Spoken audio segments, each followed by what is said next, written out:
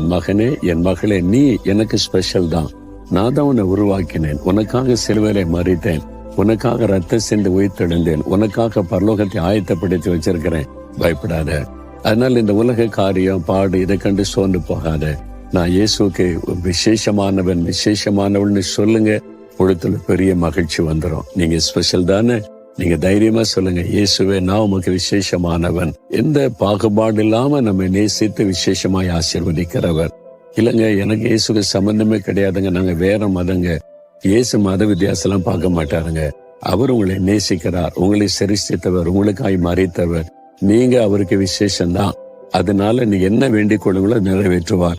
இன்றைக்கு உங்களுக்கு என்ன வேணும்? ஆண்டவரே நான் விசேஷம் தானே, அப்ப எனக்கு இதை செய்யுங்க. எனக்காக விசேஷமா தான் என்னை சிருஷ்டித்து எனக்காக மறிச்சு உயிர்த்தெழுந்தீங்க, எனக்கு இதை செய்யுங்கன்னு வேண்டிக் கொள்ளுங்க. உடனே இந்த அற்புதம் நடக்கும். விசேஷமான அற்புதத்தை இன்றைக்கு இயேசு உங்களுக்கு செய்வார்.